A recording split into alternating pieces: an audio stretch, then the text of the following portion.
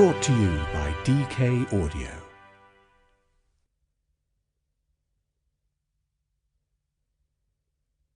DK Audio presents How Politics Works. The Concepts Explained by DK. Read by Elliot Fitzpatrick. Introduction. Human beings have always lived in communities, and to that extent, politics has always been with us. It is primarily a social activity, one that is concerned with how societies are organized and how they might be changed for the better.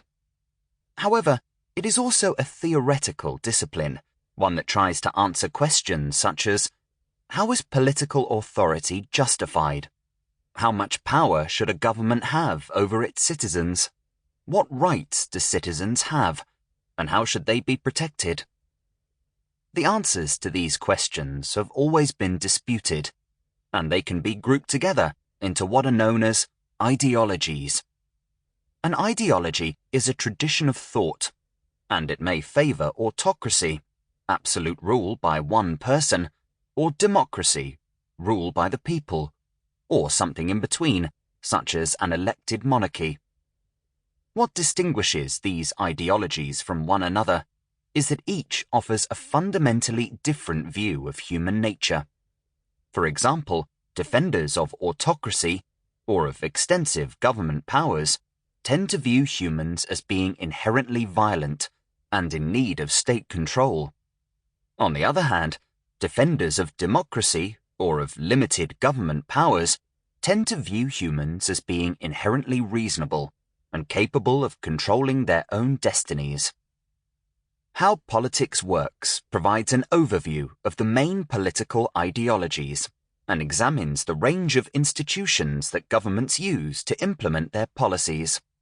Just as there are different kinds of authoritarian regimes, there are different kinds of democracies, all of which are analysed in this book.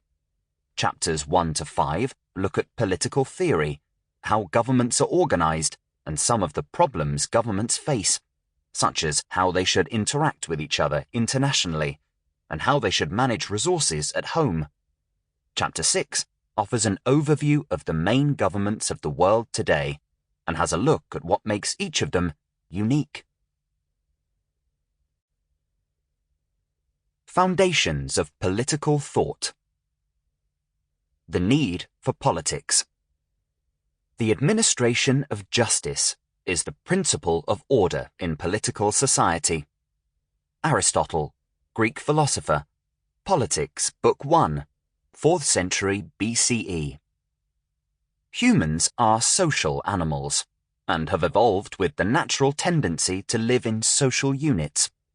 In order to operate successfully, these units, or societies, have had to develop ways to organize and regulate themselves for the benefit and security of their members. As a result, various forms of government have emerged. The process of establishing these distinct systems and deciding how they should operate is the business of politics. Rulers and citizens. Throughout history, the government of society was determined by a ruler or ruling class, and ordinary citizens had no say in the matter.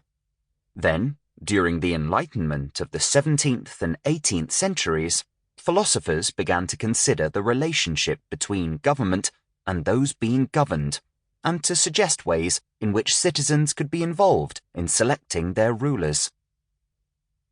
Growth of civilizations. Since prehistoric times, humans have banded together.